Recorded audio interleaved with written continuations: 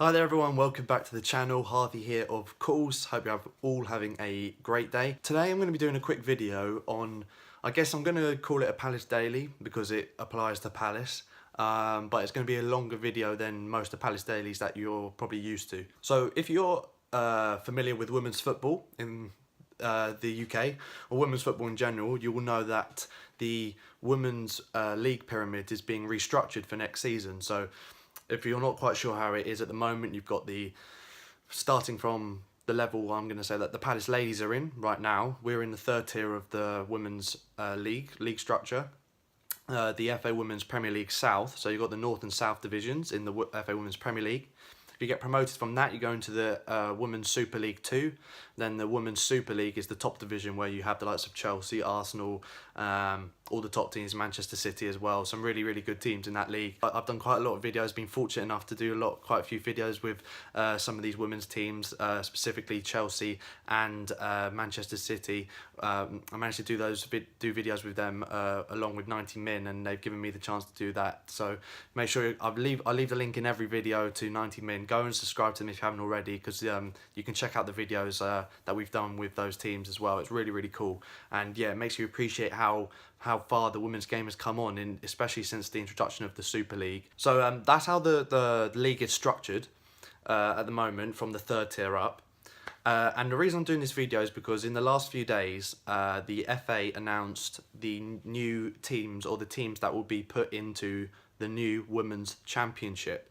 So basically the tiers have been renamed and they're being rebranded. So the second tier, instead of being the FA Women's Super League 2, is now going to be known as the FA Women's Championship, and the Super League will keep its name as the top division, but basically just getting rid of the Super League 2 and it's being renamed the Championship. And also I think 3 new teams have been added to that league as well to make it bigger, a bit similar to how the men's divisions are formed and how that's all working at the moment. So an exciting change, keeping obviously the Super League brand, because that's been massive for the women's football over the last few years in this country, but adding that championship, it's really exciting times for women, really exciting time for women's football in general, really. That kind of moves me on to the reason I'm making this video right now. So Crystal Palace ladies applied for a position in the new championship for next season. It's going to start next season, and to be one of the teams that they're going to add to that league, all the teams who want to be in the league have to apply. So they could do this, sort of presentation. They have a planning, a sort of like application that they make, almost like a portfolio and things like that, of why they believe the club should be put into the new championship.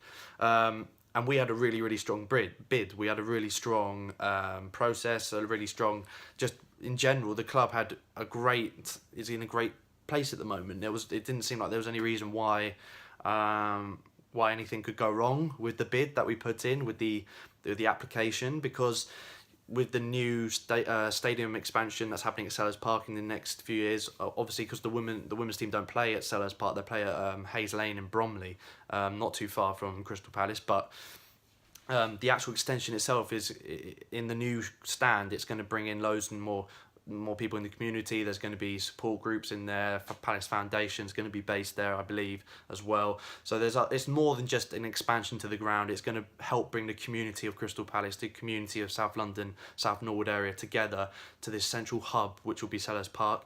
And that's been a big part of not just the men's team, but also the women's team as well, in promoting it. And yeah, the application included stuff like that, and it was just it's a great time to be around Crystal Palace at the moment. It's looking very good for the future, and the bid, like I said, was really, really strong. And then a few days ago, the FA announced the teams that they picked, and Palace ladies were unfortunately not one of them. Now, obviously things like that happen. Obviously the club had tweeted out as well. The Palace ladies Twitter account put out a tweet saying how disappointed the club were. They really felt they had a strong chance of getting into it, and they felt really confident with the process and how it had all gone and the feedback and everything, and they said, obviously, we're upset, but we'll go again next season. The problem I have, and many fans have, and also I think probably the Palace ladies have, although they're not going to be tweeting about it because they're all professionals, is that the teams that did get put in or did get restructured. So Palace stay in the league we're in the third tier. But my problem comes with the teams that were being put into higher tiers. So first of all, we got West Ham. So West Ham ladies are in the same division last season. They were in the same division as Palace. We finished third, just missed out on promotion. Really good season. We had Gemma Bryan up front scoring goals for fun. Kira Sherwood's in the middle, leading the team very well. But West Ham, decent season, finishing 7th, mid-table, nothing major. They ended up getting picked to go into the Women's Super League in the new restructuring. They finished 7th place in the 3rd tier. We finished 3rd, yet West Ham ladies get put up, not just the Championship, but the Women's Super League in the new restructuring.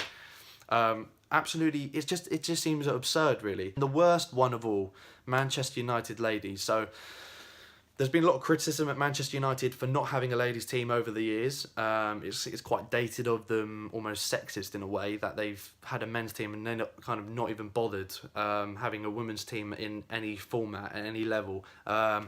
Finally, they've come out of the dark ages and they've rightly so created a women's team, and fair play to them. That's great. That's what they should be doing. All clubs should have a female or women's team, all professional clubs at least. And yeah, biggest club in the world, Manchester United, they have to have a women's team, a ladies team to compete at the same level as the men's team compete at. So I'm all for them doing that. My problem is that this is their first year. Next season will be their first year as a professional women's ladies club, and they have been picked to go in the Women's Championship.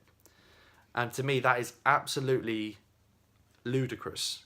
I know Manchester United are the biggest club in world football right now, or because of the money and the history and everything. Without a doubt, one of the, if not the biggest club in the world. But for example, Palace Ladies were founded in 1992, and we started from the bottom.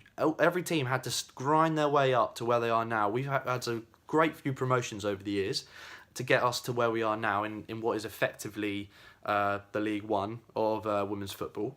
And we've done amazing job, amazing bid, we've done amazing application, everything. We put our heart and soul into everything.